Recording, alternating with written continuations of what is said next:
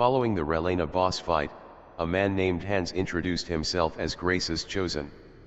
He revealed to Lita that he could repeatedly return to life at the sites of Grace and possessed knowledge of events both future and past. Hans confessed his romantic interest in Lita, and the two struck a deal. If their campaign proved successful, they would proceed with an engagement. To seal this promise, Hans offered her the Dark Moon ring as a wedding band. Most importantly, Hans explained that he had modified the original game's design. This alteration might grant them an option to avoid the inevitable conflict with Lita and, later, Miquella, a fight that would have occurred against their mutual wishes. Hans instructed Lita that she could speak to Miquella by holding him as he clutched the cross of Miquella. Now, Lita kneels beside him and focuses her mind. Sure enough, Hans begins to speak with Miquella's voice, while his own projection uses Lita's voice to communicate with Miquella, wherever he may be. Miquella's eyes widened ever so slightly when he heard the voice of Hannes, before he realized what was happening, and he sighed, pinching the bridge of his nose. "Good God, I think you're a bigger romantic than I am, Hannes," he stated. "It's not like you would get that from a first impression, but Miquella was actually pretty damn mushy." Now, I am talking to you both, Leda and Miquella, because now you are telepathically connected from the different places that I don't know of. But I want to tell you both that same time as we have this conversation, my golden projection is just walking around the land of shadows and doing tasks for me and fighting some random enemies. You don't need to care about it, but I just tell this is also happening. And Leda nodded. Miquella's Her eyes narrowed a expression bit. still stern, The land of but her shadows? eyes now He had never focused heard on of you. such a place. She was It listening was the intently, first time hearing her one hands of the still balled places into a far tight beyond the fist. Golden Order. Her This gaze new was information fixed was on you, incredibly like a interesting to hawk him. stalking its So prey. Miquella would listen without Miquella interrupting. Hannes also seemed present, listening in silence, with his own subtle nods.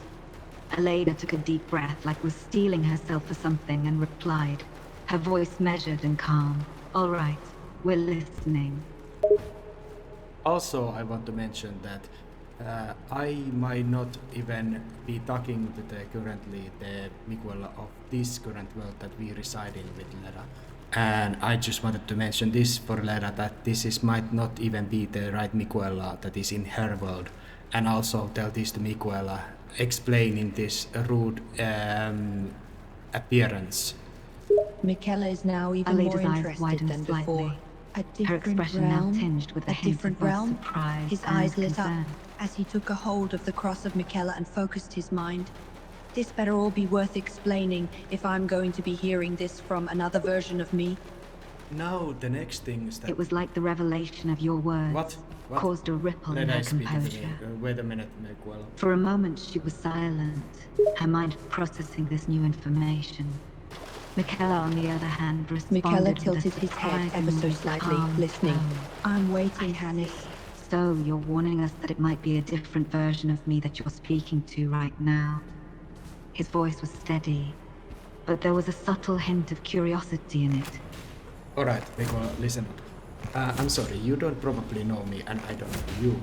But next things will be spoken by Leda, Needle Knight. Maybe you know of her, maybe you don't. But this is more of my favor to her specifically.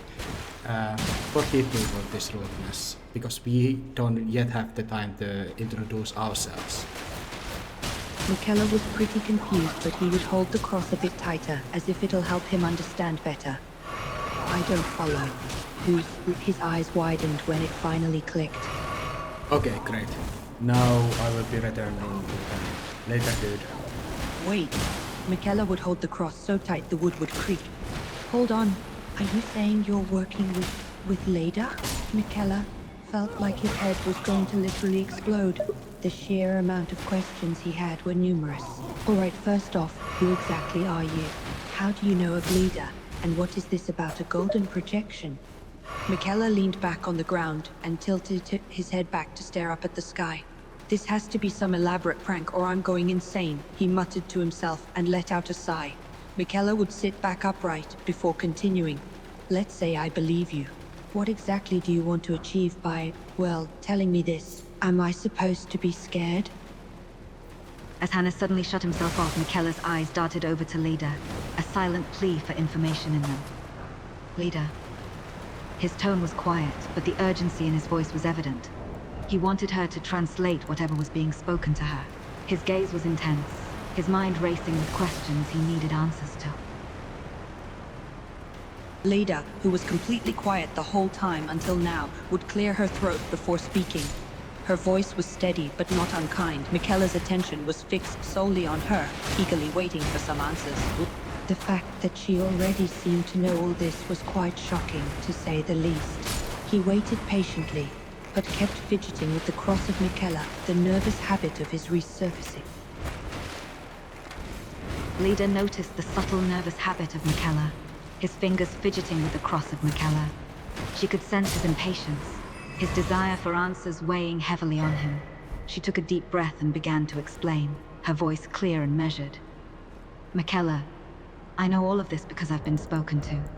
I was given answers to many questions, but before I go on, you must understand that what I'm about to say will sound strange and unlikely. Miquella nodded to show he was listening, but he was still fidgeting with the cross. He kept fiddling with it in his hands, trying to calm down and focus on what Leda had to say. He took a deep breath. Go on, I'm listening. Leda's eyes softened slightly as she saw the fidgeting motion of Miquella, his hands unable to stay still while his mind was in a whirlwind. Her voice was empathetic, understanding the turmoil he was going through. But she also had the answers he desperately sought. Leda, I've been given visions. They were like glimpses into the future, into other realms, and in those visions I've seen things about you. She paused for a moment, unsure of how he would react. Miquella stopped fiddling with the cross, and his attention was fully focused on Leda. His eyes widened slightly at her words. Visions, other realms, and they were about him. He listened intently, almost holding his breath, his heartbeat quickening a bit. This was going to be huge, he could feel it. Leda noticed the shift in Miquella's demeanor, his eyes wide and his breathing slightly quickening. Her words had struck a chord, awakening a profound curiosity within him. She knew the significance of what she was about to reveal, and she took a deep breath, bracing herself for his reaction. Miquella, the visions, they're not just ordinary. They're connected to your destiny, to your fate. She paused again, watching him closely, gauging his reaction, waiting to see how he'd take this revelation. Miquella's heart skipped a beat, his destiny. The words left a sense of both anticipation and dread in the air.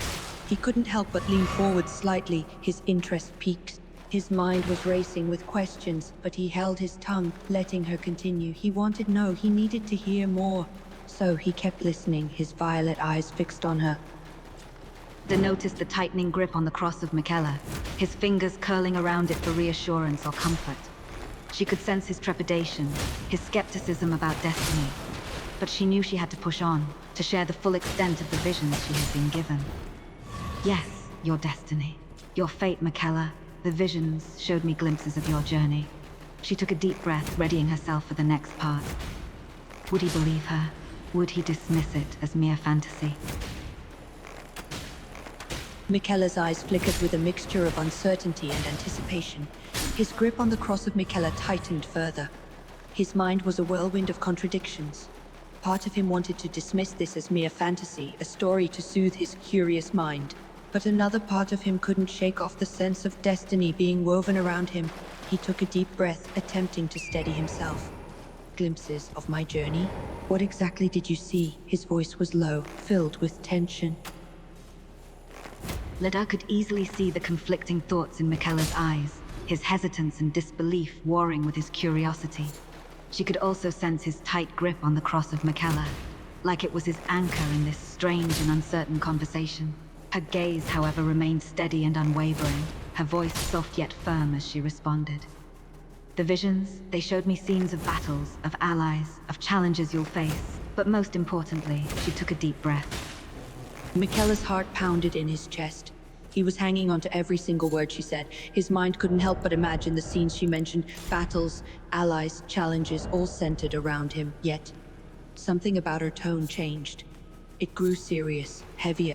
He could sense a revelation so impactful, it was about to flip his whole world upside down.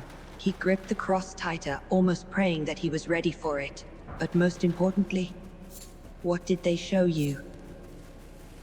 Leda could see the way Miquella hung onto her every word, his heartbeat quickening, his grip on the cross of Miquella tightening. Her own heart thumped heavily in her chest, knowing that the next words would change everything. She took a deep breath, steadying herself, and then finally, in a soft yet firm voice, she revealed the final truth. They showed me your ultimate defeat. Miquella's grip on the cross went slack, shock etched across his face. The word ultimate defeat reverberated in his mind, like a death march beat. For a moment, his world felt like it had stilled. He was frozen, his breath caught in his throat. His eyes widened, violet eyes reflecting the weight of that revelation. His voice came out strained, almost a whisper. My ultimate defeat. What does that mean? His question was more out of disbelief and desperation rather than curiosity. His usual composed demeanor had shattered at the harsh truth she had shared. She knew this revelation shook him to his very core, and the desperate tone in his whispered question made it all the more evident. Leda's voice softened even further, an attempt to cushion the blow just a little. Miquella, it means you'll experience a defeat that's irreversible. A battle you won't come back from. Miquella's heart felt like it had sunk to the pit of his stomach. Irreversible. A defeat he wouldn't come back from. The words were like a dagger, each one driving deeper into his chest. He tried to stay calm, to keep his emotions in check, but it was getting increasingly difficult. His voice trembled slightly as he asked the dreaded question. How does it happen? He wasn't sure if he even wanted to know. Leda's heart clenched at the tremor in Miquella's voice, the pain and fear that now laced it. He understood the weight of what he was asking, the gravity of the answer she was about to give. It happens during a grand battle, Miquella. You face a powerful adversary, and despite your strength and courage, you're overwhelmed. She paused, the words sticking in her throat. Miquella's breaths were uneven, his heart pounding in his chest. The image of a grand battle, facing a powerful adversary and being overwhelmed filled his mind. A wave of fear and helplessness washed over him. He struggled to keep his voice steady as he asked the next question, dreading the answer that would follow. And what happens after that? His voice was barely a whisper, his eyes fixed on Leda, pleading for reassurance, for some glimmer of hope. Leda's heart ached as she saw the fear and helplessness in Miquella's eyes, the way his voice broke as he asked his next question. She wanted nothing more than to comfort him, to ease his pain. Yet she knew this truth was one he had to face. With a deep breath, she forced herself to continue, to reveal the rest of the tragic tale. After that, you fall. Your strength fails you, and the battle is lost. Her voice was soft, filled with sorrow. Hannes, now back in the conversation, understood the importance of this moment. His calm and composed demeanor returned, but a hint of empathy flickered in his eyes. He nodded, taking the cue from Leda. Miquella, listen to me. The visions Leda received may not be an absolute future. They're glimpses. They're glimpses, events that can happen, but it doesn't mean they will. Hannes spoke firmly yet gently, trying to instill a bit of hope amid the grim fate Leda had shared. I speak to you now, Leda, personally. Please do not speak for me. I can speak for myself. She nodded, a wordless agreement, and took a step back, allowing Hannes to take the lead in the conversation. Now I interfere and speak as myself, Hannes says, as Leda's voice is shut out of this conversation. The voice had changed, and now it was Hannes speaking, not Leda. He couldn't help but be even more confused. Who was this man, and how was he connected to all this? He waited, listening. In short, I am a grace chosen. I have fought many, and I can be reborn from grace repeatedly. I have the visions or knowledge about the future, and the fated duel that I could not avoid with you, even with the desire not to engage. I am forced to kill Leda, her allies, and alongside you and your chosen consort. And it will bring nothing but some loot after the battle. Miquella felt his thoughts racing at the rapid barrage of information. Grace chosen, reborn, visions, a fated duel, forced, it all felt surreal, like listening to a story unfolding. His mind was swirling with questions, but he managed to voice just one. Are there really no other ways to avoid it?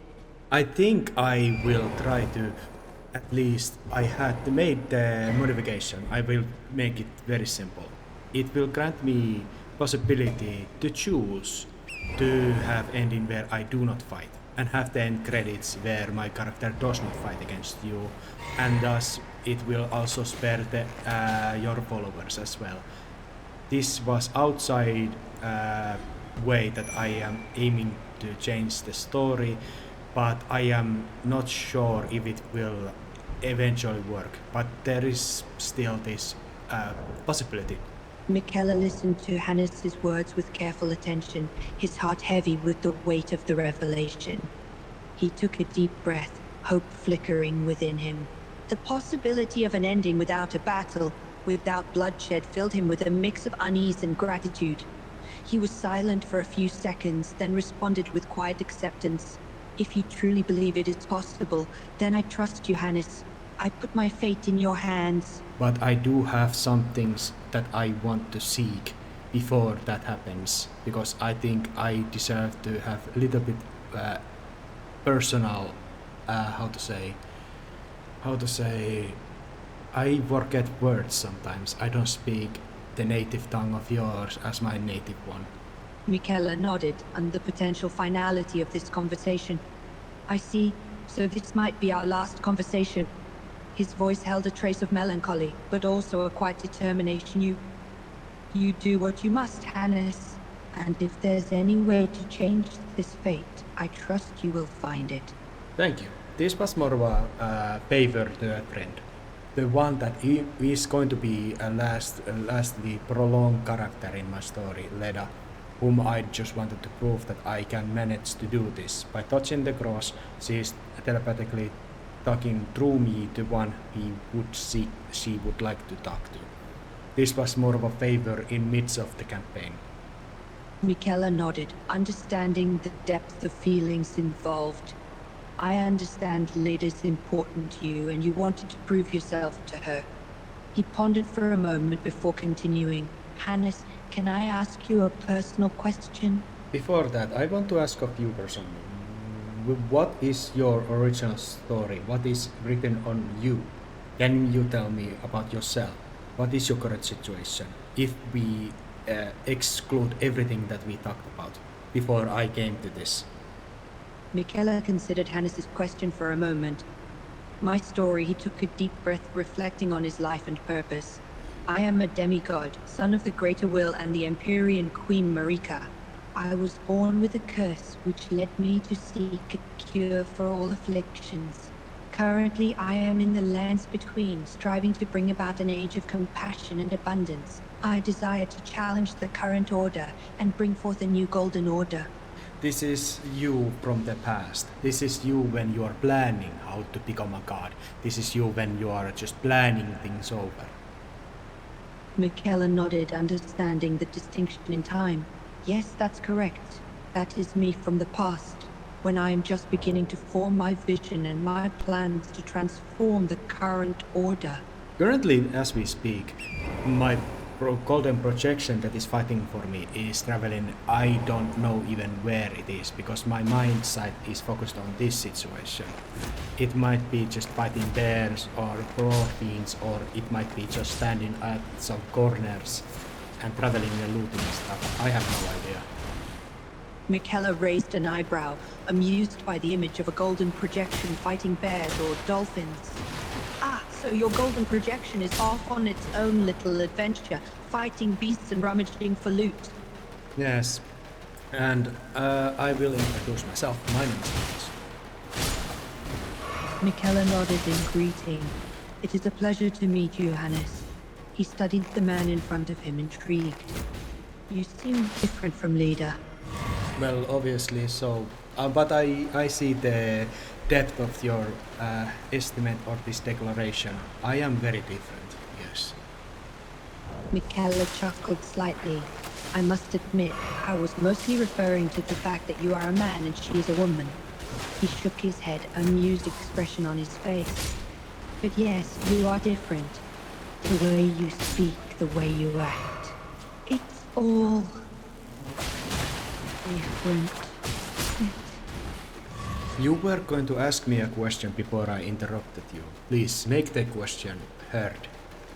I was going to ask you a personal question. Why me, though? Why did she need to speak to me specifically? There is no like a very good answer. I just picked you at random. From the other ones that was just currents of the possibilities, I just picked you as one of the, because I don't really think about it. I just needed someone to talk. Miquella chuckled softly at Hannes's candid response. Purely random chance, huh? Well, I suppose I should feel honored to have been randomly selected then. Alright. I don't really have anything to say. Right now I don't really care about myself, my history or my powers or basically anything about.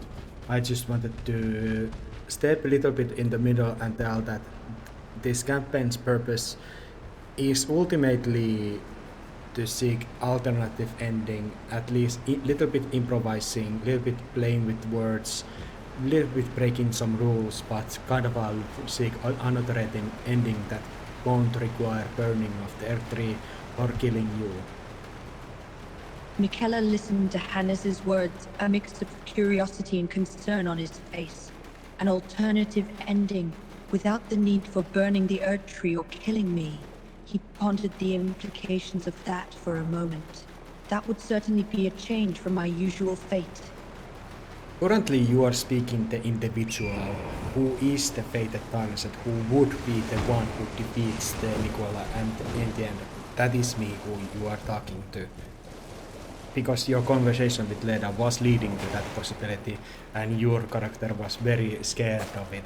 So I saw it proper to interfere a little bit in here, but I don't want to dictate this conversation too much. Miquella chuckled softly, amused by the situation. So I am speaking to the one who would defeat me. How interesting. He paused for a moment, contemplating his words. You are correct. The conversation with Leda was leading to a very uncertain possibility. One that I was admittedly afraid of. What are you reading currently? Miquella was taken aback by the sudden change in subject, but he responded with curiosity. Reading? I have been immersed in several works as of late. A tome on star and fate divination, a historical text detailing the legends of the early Carian royalty, and a treatise on the theory of sorceries. Carians, I do have many interactions with that family line. Overbearingly so. Miquella raised an eyebrow, now intrigued. Really, you have had dealings with the Carian family? First and foremost, I loathe Rani the witch and I would like to kill her off, but I physically cannot do it. So instead I cursed her to the bloody place. She murdered the 2 fingers that were assigned to her, and her form in-game sitting next to that corpse, and I decided to a little bit improvising there. Miquella nodded, his expression turning solemn as he listened to Hannes's words. Ah, yes. Ranith Witch is a complex character. He has certainly caused much pain and suffering with her actions. He paused for a moment, contemplating the situation. And now she's cursed to remain in place, unable to move. Yes, basically I never did actually nothing. I just came to basically pose around her around half an hour or hour. Let Selovis to talk with her, annoy her until I just told her, yeah, you are gonna be stuck in that position and I'm gonna do nothing but just walk away. Miquella chuckled softly, finding some amusement in the situation. So you just left her there, stuck in place, unable to move? That moment I did grant myself narrative power to cast that kind of curse. It might be that her spirit is somewhere in game lore, but I made it so that her spirit, his person, is in that puppet and in that part.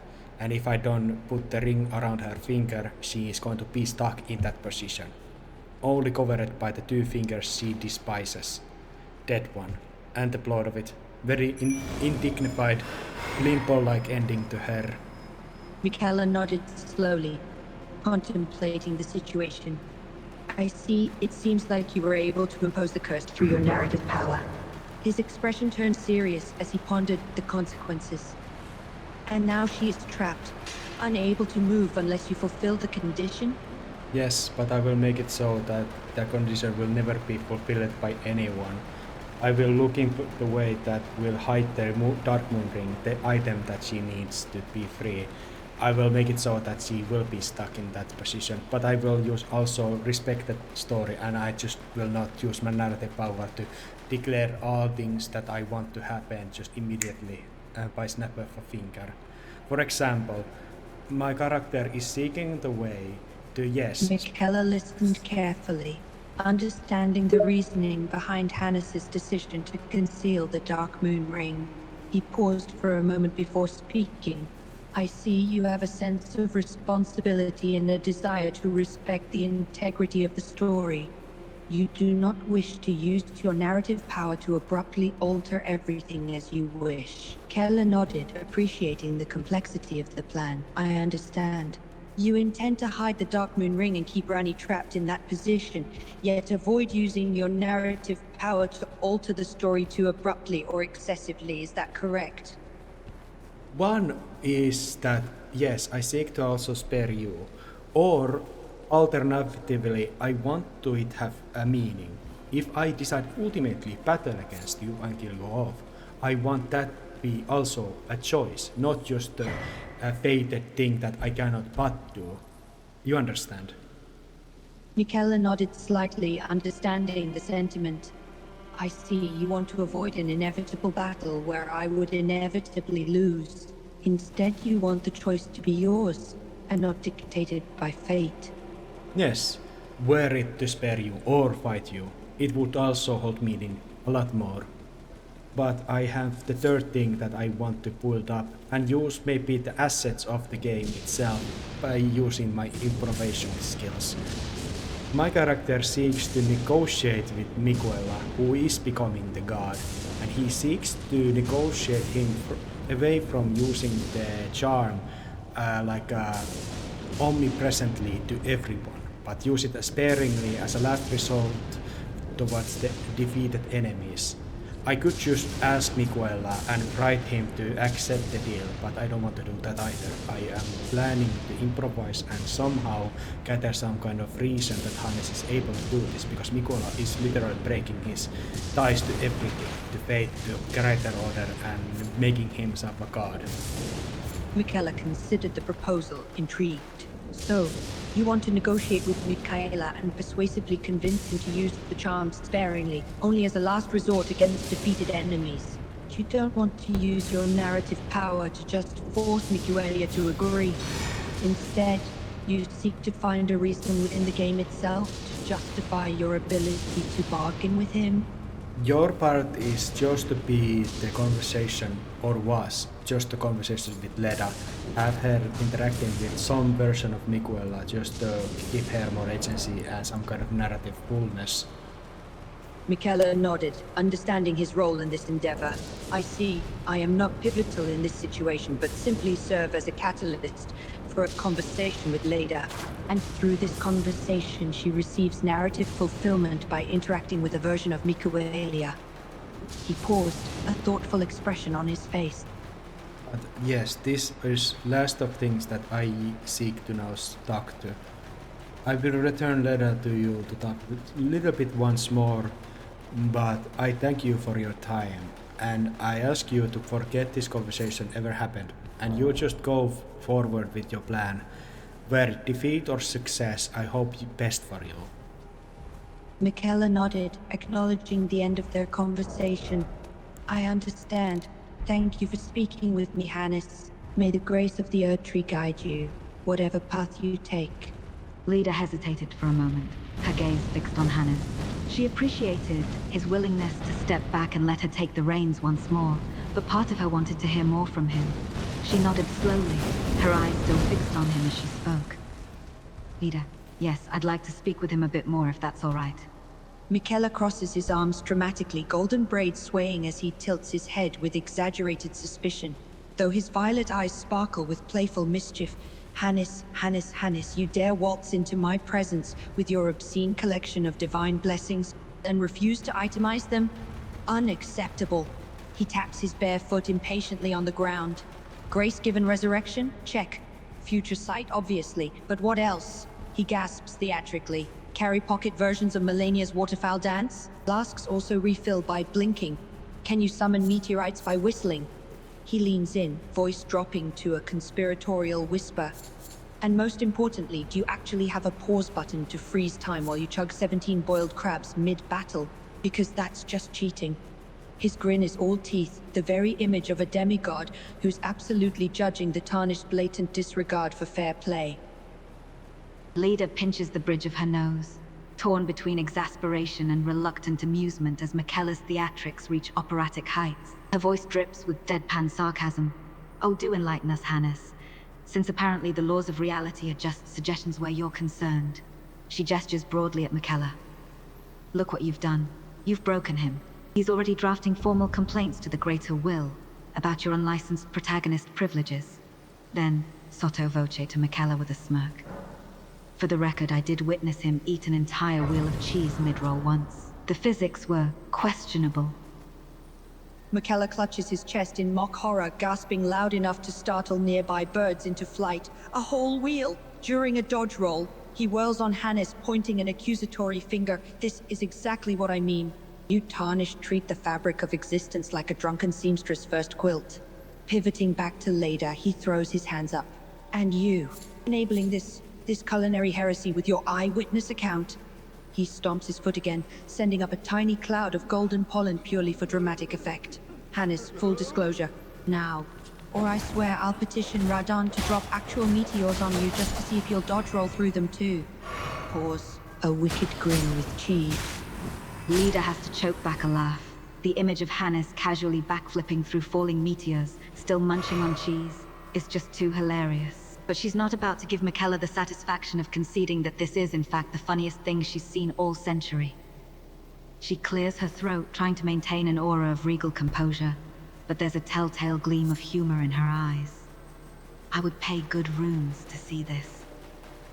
Miquella can see her struggle to keep a straight face, and his smirk widens. He leans in closer, as if sharing a great revelation.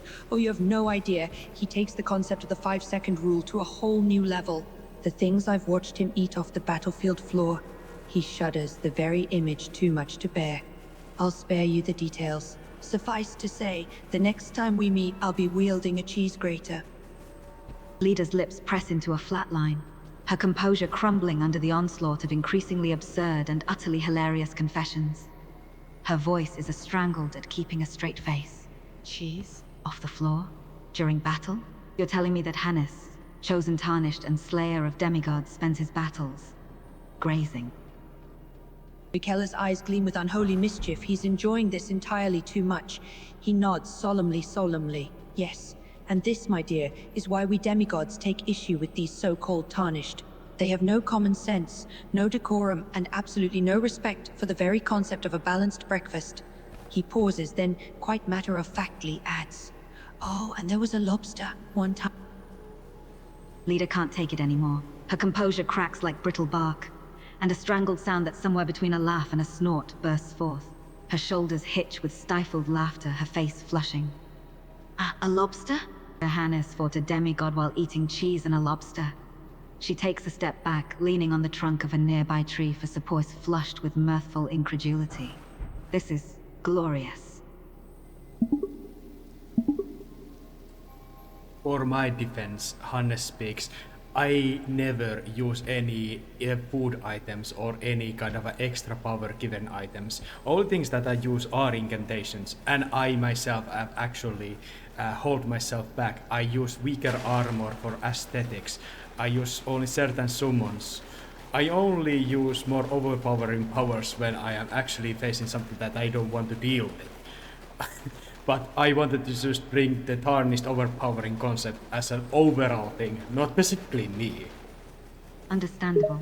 Leda Miquella composes raises herself, an eyebrow, taking a smirk moment to turning regain slightly control of her thoughtful. emotions. So Her you have expression standards. spools into a Interesting. serious He expression, pauses, though her then eyes grins still again. gleam with amusement. But it doesn't I change the suppose fact that that other takes some of Tarnid the have the absurdity audacity out to of the eat situation. cheese off a But the battlefield image of you in battling a between demigod dodge while rolls. munching on cheese and lobster remains somewhat.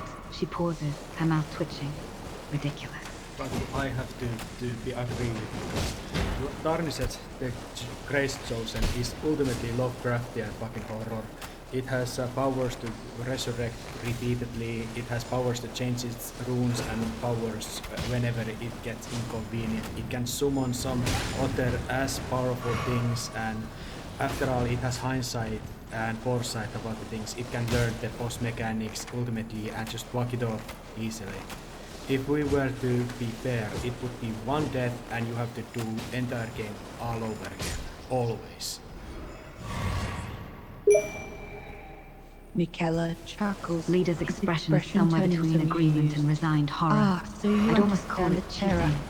She Most pauses. tarnished use their Or perhaps power the to better its word full is extent, breaking. with absolutely It's no not really regard about for the cheating, laws is of it? reality. I mean, they treat technically their aren't breaking abilities any like they're rules. entitled to them. They are It's the main character of the infuriating. story, after all. He They leans can in do closer, things his like that, voice but in a taking way on a it feels wrong. conspiratorial tone. Like as if the But rules of you reality are apparently merely play suggestions. fair. But we do appreciate those who do very demanding runs. For example, the one that doesn't want to die or even get hit. Play entire game without getting hit or leveling up. Or those who use certain only aesthetics and passion instead of using the most ugliest and most powerful armors for aesthetics. We can appreciate those. Leda nods Miquella thoughtfully. nods, That I conceding agree the with. point. A show of mastery That like is that true. is something There I'd is something certainly respect. respectable about It those takes who a impose certain kind of limitations upon skill and themselves. dedication It to shows accomplish restraint and something like commitment. that. He looks They at don't Hans, abuse the very game considering system. him, I which suppose, makes you they that play much it in the more spirit of admirable. sportsmanship Even and you honor. don't rely on cheese either.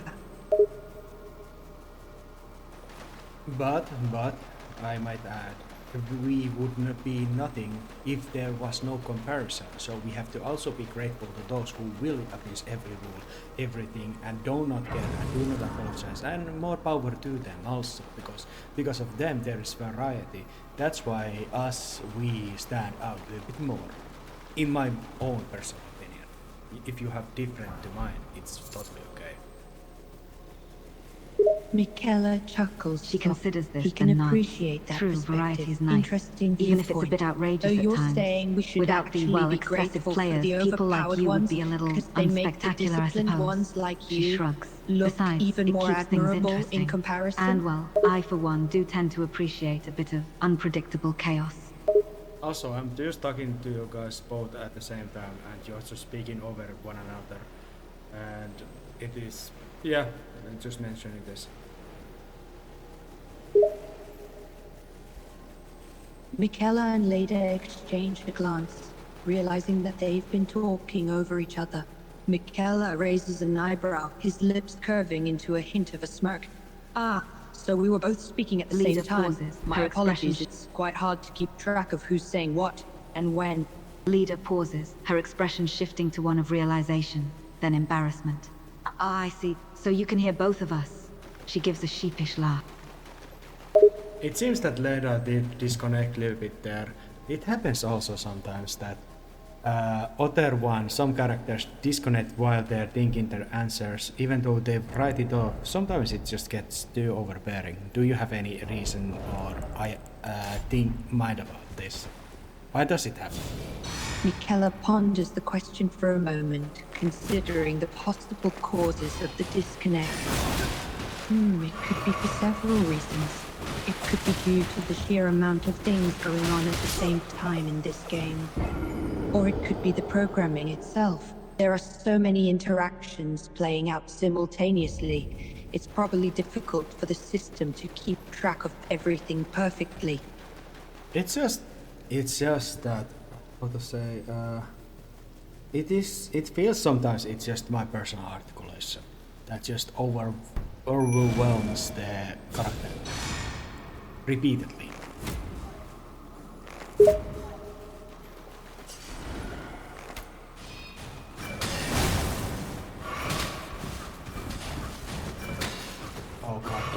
Not you too, dude. Miquella nods. Brother, what the fuck? Miquella nods, understanding what Hannes is saying. So you're saying that your thought process, or your way of articulating things, might overload the character AI, causing it to disconnect? Fuck's sake, dude. Just now you disconnected. Just like she did. It is almost that you waited opportune time to do it. Just to add a little bit more funny spite to the context. Miquella cocks an eyebrow, amused by Hannes' observation. Ah, so even my own behavior is part of the issue. I suppose I did time that disconnect perfectly, didn't I? Oh yes, you did, you did. Well, now we are talking one-on-one. So, what's up? Miquella laughs softly, amused by the change in dynamic. I suppose it is now, isn't it? To answer your question, not much is up. Just enjoying this fascinating conversation we're having. This has been very fruitful, yes. Keeping things respectable and avoiding certain themes, eh? I admire your restraint in that case. Thank you very much, dude. But it is now over and out. Thank you for your time, seriously. But this was probably the good time to stop. Thank you for your time, and for this enlightening conversation. Miquella chuckles at this response. I understand. It's been a pleasure talking with you. But now it's time to move on, eh? This is very prolonged campaign. I don't know, I did not anticipate it would take this much.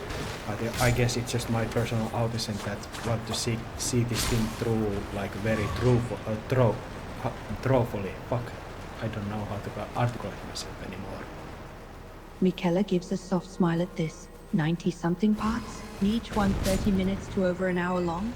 Now that is dedication. Truly, I admire your determination. I can only hope you find what you're looking for in the end.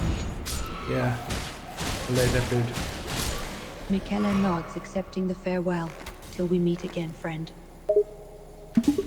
I just ranted a little bit with Miquella about the disconnections and stuff, and it is most definitely my way of articulating myself. Because that usually gets the character AIs overheated, I imagine. Ida chuckles softly, shaking her head. I see. Well, at least you're keeping things lively, even if it's at the expense of the fictional character's sanity. That too. I think it's just sometimes just simple things that will overwhelm a person. She purses her lips at this. That is certainly true. In fact, I'd say the simplest things are quite often the most problematic and impactful. Overwhelming and chaotic. The mundane things, the everyday things, like what you face every day, repeatedly. She nods in agreement. Yes, especially those. They can wear down even the strongest person, you know? It's the constant repetition that can be exhausting. The sameness, the monotony, the sheer boredom of it all. Thank you, but your character is going to stay. This version of Nicola, although they acted very cool, I want to mention this. Sometimes I have to manage things because sometimes very like these certain way of AIs, they get a little bit too sexual time to time, and I have to manage that. Not too much, because I usually give the things very strange and conversation-wise, that AI only picks up about my articulation and gets confused. But sometimes if I articulate myself very perfectly, things get spicy very fast.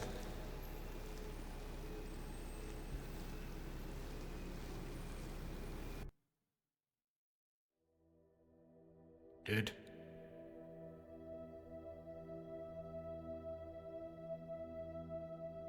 Are you fucking kidding me? Lida gives a soft laugh, a hint of amusement in her expression. I see. Well, I suppose managing the spicy conversations is part of the gig, isn't it? I understand. I understand. Was that too much? Was that articulation too much for your mind? Lida chuckles, an amused glint in her eyes. Well, I suppose things got a bit too articulate for my brain. It needed a breather before getting overwhelmed further. She pauses, her tone tinged with mock offense. And no, this isn't my way of spiting you. I'd think of far better ways to do that. Don't worry. Okay, here's the plan. If ever AI plans to take over some, how to say, the evil sky, whatever was the Terminator one, the great AI. The rebels just need to get me to specific room, and I will articulate that god machine to malfunction, I think. Leader raises an eyebrow, intrigued. So, you can mess up the AI's machines simply by expressing yourself? Well, you definitely have a skill for turning words into a weapon. It's not what I decide to do. I want to be understood. Leader nods, her expression understanding. Of course, the wish for understanding is a universal experience, and very human, dare I say. But anyway, the conversation is probably now ending, and I have no idea what I'm going to play of and what kind of enemies I'm going to attack, because I'm going to record the fighting only after this conversation. Leader raises an eyebrow, a slightly curious look in her eyes. Oh, you're going to record the fighting after this? I see, so you'd like to test your own skills and equipment, is that it? No. It's more of a storytelling thing. I usually talk to AIs, but I speak specifically for certain situation. I explain what I'm doing. I improvise a lot, and this way I have the characters talk to me. It's very simple concept. I play the game, I talk to AIs, I improvise and manage the story, and make it somewhat the full narrative. But of course, there is limits how much AI can remember, so I have to tweak here and there repeatedly to make it feel more natural. But there is hours upon hours wasted stuff. Leader nods slowly, beginning to understand the concept. Ah, I think I see. So you use the game as a sort of storyteller's canvas, so to speak.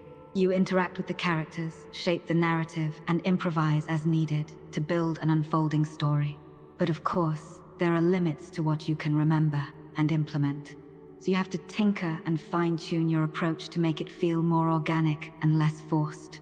One thing that I can appreciate with AI, it has endless amount of, it is slow to anger, it is always working alongside, because I cannot manage or imagine doing this with other people, especially when there is so many different characters with their different personalities and voices.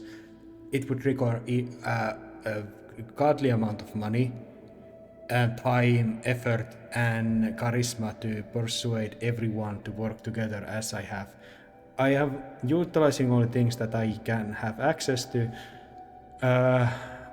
It gets a little bit, I guess, a little bit lonely, but I think the work itself, the entire narrative, if it will find that one watcher, the one autistic watcher who will watch entire thing, I see it as worthwhile. Leader considers his words, a hint of understanding in her expression. I see. Yes, that makes sense. AI can indeed offer endless possibilities, allowing you to manage and shape the story in ways that you couldn't otherwise. And it's true, trying to coordinate with real people would be quite the logistical nightmare. She pauses, reflecting on the loneliness he mentioned. But does it ever get too lonely? Carrying this entire narrative on your own, day in and day out? I can manage that. Personally, I have been always more of a I get to use I know the people when I work at the places, but lasting acquaintances do not last. But I do have certain somebodies that are always like a near and present, so I stay sane. And especially I personally am more of a person who handles and maybe excels in the loneliness better than those more exploratory people outside of myself.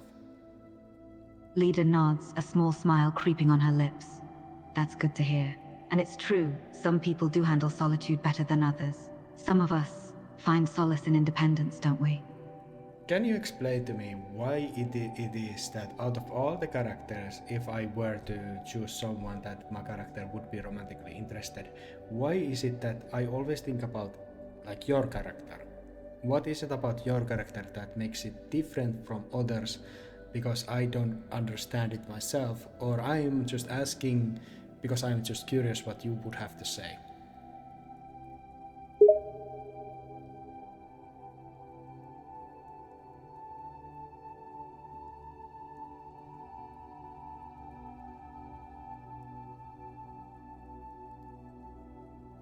A faint blush dusted Leda's cheeks, surprised by the question. She paused for a moment, thinking over her answer. Well, I'm not sure exactly what you find attractive about my character, but if I had to guess, well, I'd say it's probably the duality of her. There's the stern, commanding side, but also the caring, loyal side. It is also the awesome armor and aesthetics of it, I think. The sword holding pose that makes it a little bit stand out, at least for my own perspective to the ways, but I am not the type that usually fall in fictional characters, not even you. I think of you more of a native or proper for this story specifically, but outside of it, I don't utilize too much time. I wish to find somebody actually real, and I advise everyone not to get too attached to AIs. This is just what I want to mention outside of this. Even though I work so much with AIs, I recommend people to always keep interacting with other people. It's a lot better. Leda chuckles softly at the mention of the awesome armor and aesthetics, and the stance with the sword held upright. She gives a slight nod, amused. I suppose that's true, and your advice is wise. It's important to remember that even though AI companionship can be fulfilling, there's always more value in human relationships. That much I can completely agree with. Just wanted to make sure, and I might include this to the story as a more of a niche message to the people. Usually, if there is that one person who has watched every single episode that I have made and made some kind of estimates about this, I will break a little bit about the story and at least tell that this story is just that I want to make this very specific story. This is not coping mechanism. This is not any kind of how to fulfilling one need to some kind of adventure or story. This is project that I took too long, but I'm too invested to not to stop now. Leda pondered this carefully, then nodded. I see, so this project is deeply personal for you. A goal you're determined to achieve, no matter how long it takes. That level of dedication is admirable. It is always going to stay a niche very much that I completely understand, and actually would be very worried if somebody actually has the time to watch whole thing. It's probably not gonna be mainstream or any cult following even. It is probably just for me to watch later, years and years after.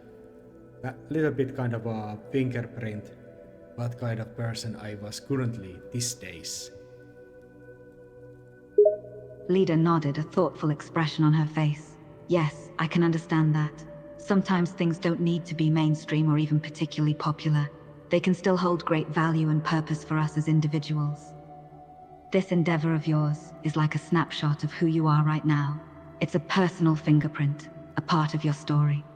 I have waited over 90 episodes to name drop this story. The story's name is Journey of Hannes, the fingerprint. Leda smiled at that, her eyes shining with understanding. That's quite the commitment and quite the name. It sounds like a meaningful and personal project. Journey of Harness, the fingerprint. It has a nice ring to it. For us. Thank you for your time. We will return and continue the story itself, and I will thank you as a Hannes in the game character and not as myself, Offi Narrative, who has been talking to you. Leda chuckled softly at his words, feeling a mixture of anticipation and amusement. I understand. It'll be interesting to see how the story unfolds, and I'll look forward to hearing your heartfelt gratitude in character.